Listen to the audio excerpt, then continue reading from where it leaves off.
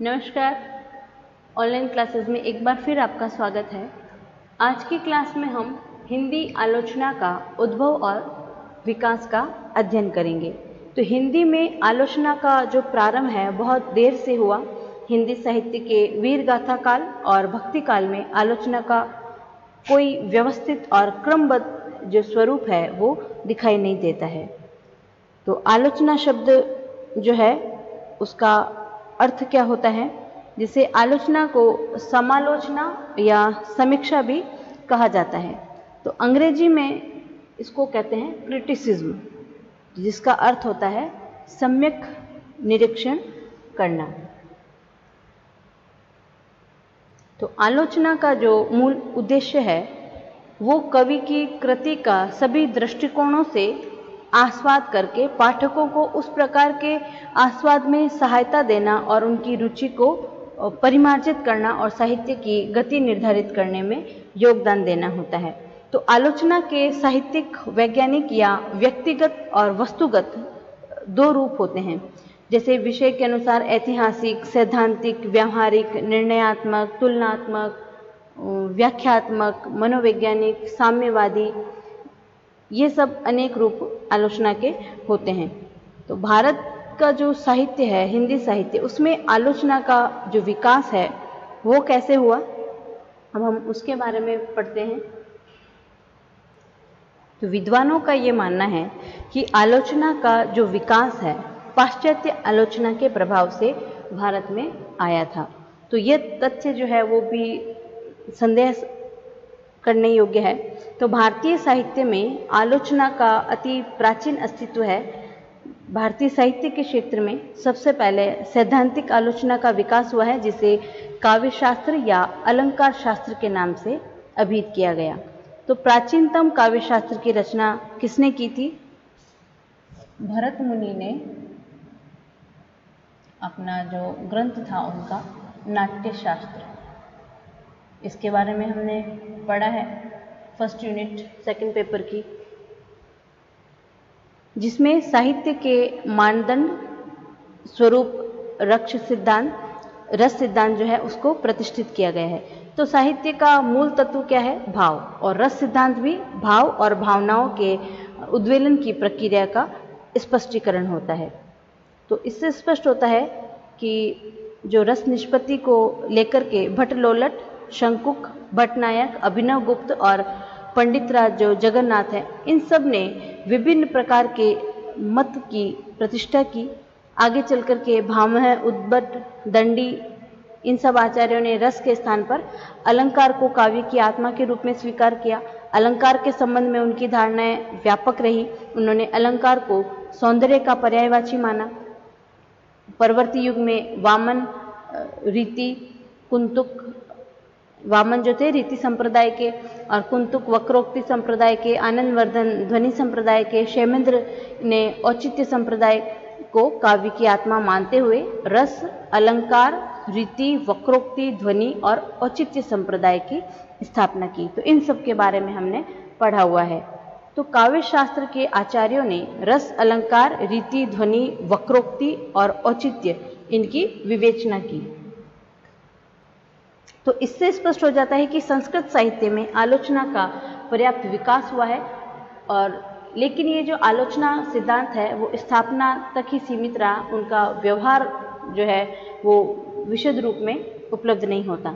जितना श्रम नए नए सिद्धांतों की स्थापना के लिए किया गया, उतना श्रम अगर इनके प्रयोग के लिए किया जाता तो अच्छा रहता। तो आधुनिक युग की तरह हमें कहीं भी किसी भी प्रकार की आलोचना स्वतंत्र ग्रंथ के रूप में नहीं मिलती है। तो वास्तव में निर्णयात्मक पद्धति का ये प्रचलन रहा, लिखित विवेचना नहीं होती थी, और व्याख्यात्मक आलोचना या टीका लिखने का जो प्रचलन था वो संस्कृत में अधिक था। अब ये तो क्या है, भारतीय साहित्य में आलोचना का विकास कैसे हुआ। अब हम हिंदी में आलोचना का जो विकास है उसको समझेंगे। तो संस्कृत की काव्य शास्त्रीय परंपरा के अनुसरण पर हिंदी साहित्य के मध्यकाल या जिसे भक्ति काल कहा जाता है और रीतिकाल में सैद्धांतिक आलोचना का विकास हुआ। और यह आश्चर्यचकित करने वाला तथ्य है कि हमारे प्रारंभिक सैद्धांतिक आलोचनात्मक ग्रंथ सिद्धांत विवेचन के लिए नहीं लिखे गए, बल्कि भक्ति या श्रृंगार या काव्य रचना से प्रेरित होकर के लिखे गए, जिसमें सूरदास की साहित्य लहरी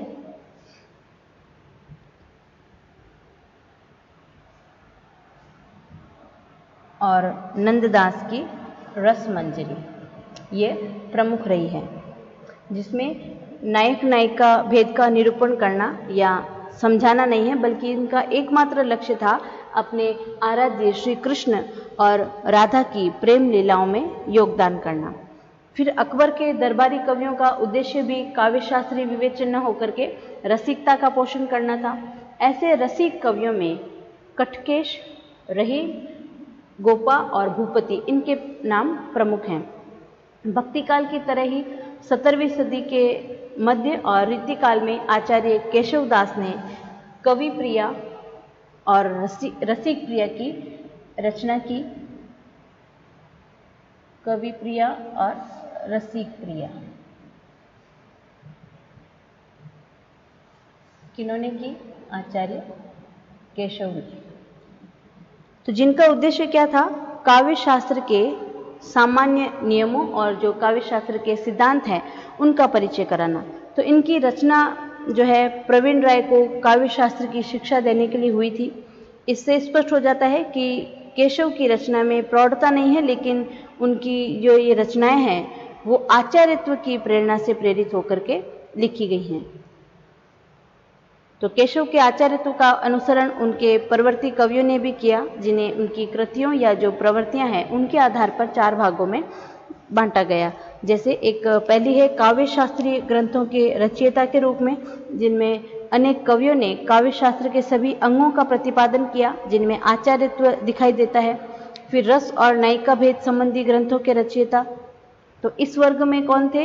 इस वर्ग के जो कवि हैं उनका लक्ष्य आचार्यत्व कम और मनोरंजन अधिक था। तो काव्य शास्त्र की आड़ में इन्होंने अपनी जो कुंठाएं हैं और रसिकता है उनको अभिव्यक्ति का माध्यम बनाया।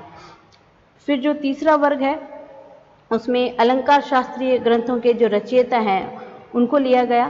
तो इस वर्ग के कवियों का जो उद्देश्य था वो अलंकार का प्रतिपादन करना था। तो विद्यार्थियों को अलंकार की शिक्षा देने के लिए पाठ्य पुस्तकों के निर्माण को अपना लक्ष्य इन्होंने बनाया। उसके बाद है नक्षिक वर्णन या षड ऋतु ग्रंथों के रचयिता। तो इन कवियों का उद्देश्य नारी सौंदर्य के वर्णन में नक्षिक सौंदर्य प्रणाली को उत्तेजना के लिए अपनाया गया था। तो संयोग श्रृंगार के संचारी भाव के रूप में षड ऋतु वर्णन को काव्य का रूप दिया गया। तो इससे स्पष्ट हो जाता है कि भक्ति और रीति काल में काव्य शास्त्रीय और अलंकार संबंधी ग्रंथों में ही समीक्षा के सिद्धांतों और अलंकार संबंधी ग्रंथों में ही समीक्षा के सिद्धांतों का प्रतिपादन किया गया, क्योंकि इनका जो आधार है वो संस्कृत काव्य शास्त्र है और इनकी जो भाषा थी वो कौन सी थी? ब्रज भाषा। तो इस प्रकार हिंदी साहित्य में जो आलोचना का विकास है उसमें जनक या पालनकर्ता के रूप में एक महान साहित्यकार भारतेंदु हरिश्चंद्र हैं, जिन्होंने हिंदी साहित्य के सभी उपेक्षित अंगों को विकसित किया और आलोचना साहित्य भी उनके युग परिवर्तनकारी दृष्टि से ओझल नहीं हो पाया। और संस्कृत के प्रथम आचार्य भरत मुनि ने नाट्यशास्त्र लिखा है। तो हिंदी का प्रथम जो आलोचना ग्रंथ है उसके बारे में हम पढ़ेंगे। तो भारतेंदु हरिश्चंद्र ने नाटक लिखा है। तो भारतेंदु आधुनिक हिंदी आलोचना के जन्मदाता और नाटक के प्रथम, उनका जो नाटक है वो प्रथम आलोचना ग्रंथ है। डॉक्टर श्याम सुंदर दास ने भाषा शैली को स्पष्ट करते हुए उन्होंने लिखा है कि नाटक की भाषा नहीं बल्कि श्याम सुंदर दास की रचना रूपक रहस्य है। ये उसी रहस्य का प्रतीत है जिसमें महत्ता में कमी नहीं आ जाए, इसलिए ये कहना श्रेष्ठ है कि नाटक जो है भारतेंदु हरिश्चंद्र की रचना नहीं है। उसके बाद जो भारतेंदु युग है उसमें भारतेंदु युग के प्रमुख आलोचनाकार हैं बद्रीनारायण चौधरी, जो प्रेमधन जिनका उपनाम है, बालकृष्ण भट्ट और श्रीनिवास दास, इनके नाम उल्लेखनीय हैं। तो भारतेंदु जो हरिश्चंद्र है, उन्होंने हिंदी साहित्य के उनको सर्वप्रथम आलोचना लेखक वे माने गए हैं। संस्कृत में भरत मुनि ने सर्वप्रथम नाट्यशास्त्र की रचना की, तो हिंदी में सबसे पहले आलोचना ग्रंथ नाटक किन्होंने लिखे? भारतेंदु हरिश्चंद्र ने। तो ये एक प्रौढ़ रचना है जिसमें प्राचीन भारतीय नाट्यशास्त्र और आधुनिक पाश्चात्य नाट्यशास्त्र और आलोचना साहित्य का एक सुंदर समन्वय किया गया है। तो उस युग के जो हिंदी नाटककार हैं उनके लिए नियम निर्धारित किए गए, जिनमें स्थान स्थान पर लेखक की जो मौलिक उद्भावना है वो भी प्रकट हुई है। नाटक के भेदों का विवेचन करते हुए तत्कालीन सभी नाटकों, कठपुतली वालों, शहरों के तमाशों, इनके नाटक पर दृष्टि डालते हुए एक युग का मार्गदर्शन किया गया। तो नाटक के अर्थ, प्रकृतियों, संधियों, इनकी घोषणा करते हुए उन्होंने लिखा कि संस्कृत नाटक की तरह हिंदी नाटकों में भी इनका अनुसंधान करना या किसी नाटक के अंग में इनको रख करके हिंदी नाटक लिखना व्यर्थ है। तो इससे स्पष्ट हो जाता है कि भारतेंदु में केवल अनुवाद करने की क्षमता और सामर्थ्य नहीं है, बल्कि वे प्राचीन नाट्यशास्त्र को नवीन रूप देने में समर्थ रहे हैं। फिर बद्रीनारायण चौधरी, इन्होंने भारतेंदु की नाटक जो रचना है उसके समय अपनी आनंद कादम्बिनी पत्रिका में संयोगिता स्वयंवर और बंग विजेता पुस्तकों की विस्तृत रूप से इन्होंने आलोचना की। उसके बाद है बालकृष्ण भट्ट, इन्होंने हिंदी पत्रिका निकाली जिसमें उन्होंने सच्ची आलोचना स्तंभ में संयोगिता स्वयंवर की आलोचना की। भारतेंदु द्वारा प्रवर्तित आलोचना कार्य को अग्रसर करने का श्रेय बालकृष्ण भट्ट को जाता है। संयोगिता स्वयंवर लाला श्रीनिवास दास द्वारा लिखा गया एक ऐतिहासिक नाटक था।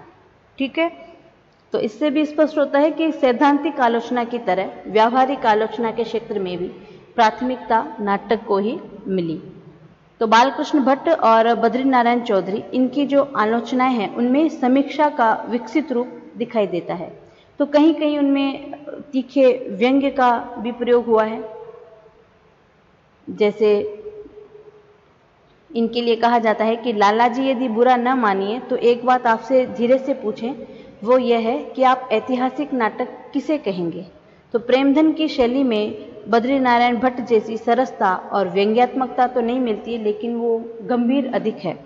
उसके बाद गंगा प्रसाद अग्निहोत्री, जिन्होंने समालोचना सन 1896 ईस्वी में लिखा, और अंबिका दत्त व्यास ने गद्य काव्य मीमांसा नाम से लिखा।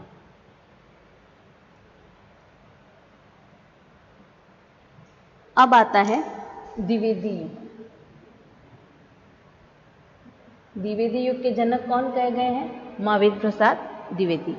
तो सन 1900 में सरस्वती पत्रिका के संपादक के रूप में आचार्य महावीर प्रसाद द्विवेदी का हिंदी आलोचना साहित्य में आगमन हुआ। महावीर प्रसाद द्विवेदी ने कालिदास की निरंकुशता, नैषध चरित्र चर्चा, विक्रमांक देवचरित्र चर्चा आदि ग्रंथों की रचना की। उन्होंने अपने ग्रंथों में पुराने नए कवियों के गुण दोषों का विवेचन व्यंग्यात्मक शैली में किया। तो द्विवेदी जो थे मूल रूप से एक शिक्षक थे और सुधारक आचार्य थे। उन्होंने अपने आलोचनाओं के माध्यम से हिंदी काव्य को श्रृंगारिकता के दलदल से बाहर निकाल करके उसे देश प्रेम और समाज सुधार की भावनाओं से अनुप्राणित कर दिया। तो ब्रज भाषा का स्थान खड़ी बोली को बनाने का श्रेय भी किसे जाता है? महावीर प्रसाद द्विवेदी को। तो द्विवेदी जी की जो शैली है उसमें सरसता, सरलता और व्यंग्यात्मकता दिखाई देती है। और पद्मलाल पन्नालाल बख्शी, इन्होंने विश्व साहित्य नाम से आलोचना लिखी, और इन आलोचनाकारों में द्विवेदी युग के जो हैं उनमें है गणेश बिहारी मिश्र, श्याम बिहारी मिश्र और शुक बिहारी मिश्र। तो ये हैं मिश्र बंधु। तो महावीर प्रसाद द्विवेदी के बाद हिंदी आलोचना के क्षेत्र में मिश्र बंधुओं का प्रवेश हुआ। उन्होंने हिंदी नवरत्न और हिंदी में मिश्र बंधु विनोद, इनकी रचना उन्होंने की। तो हिंदी नवरत्न में हिंदी कवियों को श्रेणीबद्ध करके उसके अलग अलग विभाग बनाए गए और देव को बिहारी से बड़ा प्रमाणित किया गया। देव को बड़ा बनाने के लिए उन्होंने बिहारी के दोहा में छिंद्रावेशन किया और उनके अनेक दोष ढूंढ निकाले। उसके बाद है पदम सिंह शर्मा कमलेश। तो बिहारी पर किए गए आक्रमण और बिहारी सतसई में दोष दर्शन के निरूपण को उसमें लिखा है। उसके परिणाम स्वरूप उन्होंने बिहारी सतसई की भूमिका लिखी, जिसमें चमत्कारिक ढंग से बिहारी की उत्कृष्टता का प्रतिपादन किया और देव और बिहारी को विवाद का विषय बना दिया। उसके बाद है कृष्ण बिहारी मिश्र। उन्होंने देव और बिहारी की रचना की, जो इसमें दोनों कवियों के काव्य की तुलना में मार्मिक शैली का प्रतिपादन किया। कहीं कहीं उन्होंने बिहारी पर आक्षेप भी किए। उसके बाद नाम आता है लाला भगवान दीन, जिन्होंने दीन नाम से दीन उनका उपनाम था। तो भगवान दीन को बिहारी पर किए गए कृष्ण बिहारी के आक्षेप उचित प्रतीत नहीं होते और प्रत्युत्तर में लाला जी ने बिहारी और देव की रचना की। तो इन तुलनात्मक रचनाओं में बिहारी देव दोनों में से किसी एक की श्रेष्ठता का प्रतिपादन किया गया है। तो हिंदी नवरत्न देव, पदम सिंह बिहारी, कृष्ण बिहारी मिश्र, देव और लाला भगवान दीन में बिहारी की श्रेष्ठता का आग्रह हुआ। इसी प्रकार ये जो आलोचक हैं, उनके अलावा द्विवेदी युग में सैद्धांतिक आलोचना को व्यवस्थित और क्रमबद्ध स्वरूप प्रदान करने वाले आलोचकों में बाबू श्याम सुंदर दास, पदमलाल पुन्नालाल बख्शी ये उल्लेखनीय हैं। तो गंगा प्रसाद अग्निहोत्री ने नागरी प्रचारणी पत्रिका में समालोचना नामक निबंध के द्वारा सैद्धांतिक आलोचना का श्री गणेश कर दिया। बाबू श्याम सुंदर दास ने साहित्य आलोचन के माध्यम से उसे प्रौढ़ता प्रदान की। इसके अलावा श्याम सुंदर दास ने रूपक रहस्य, भारतीय नाट्यशास्त्र, भाषा रहस्य, हिंदी भाषा और साहित्य, अनेक आलोचनात्मक ग्रंथों का प्रतिपादित किया। तो पदमलाल पुन्नालाल बख्शी ने विश्व साहित्य की रचना करके बाबू श्याम सुंदर दास की परंपरा को आगे बढ़ाने में महत्वपूर्ण योगदान दिया।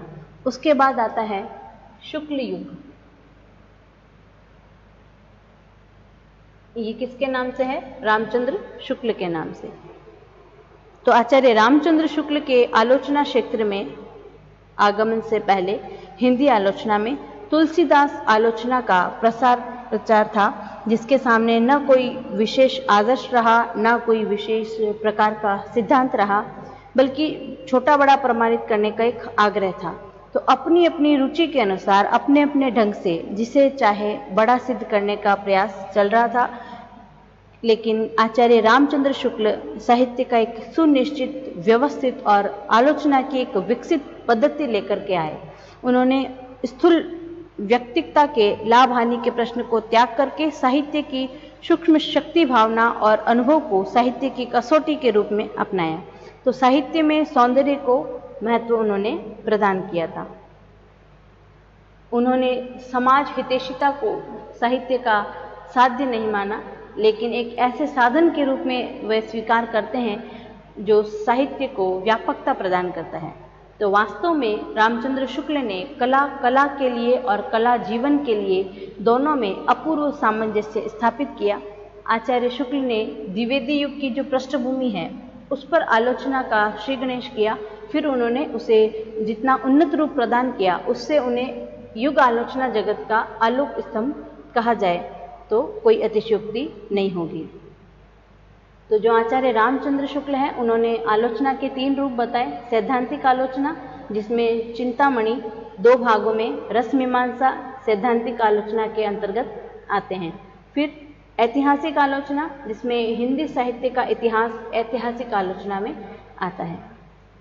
फिर व्यावहारिक आलोचना, जिसमें तुलसी ग्रंथावली, सूरदास का भ्रमर गीत सार, जायसी ग्रंथावली, इनकी भूमिकाएं व्यावहारिक आलोचना के अंतर्गत आती है। रस मीमांसा के माध्यम से एक और उन्होंने भारतीय काव्य शास्त्र के विषय में अपनी सूक्ष्म दृष्टि का परिचय दिया, तो दूसरी ओर उन्होंने भ्रमर गीत सार, तुलसी ग्रंथावली, जायसी ग्रंथावली, इनकी जो भूमिकाएं लिख करके व्यावहारिक आलोचना का एक सुंदर स्वरूप प्रस्तुत किया।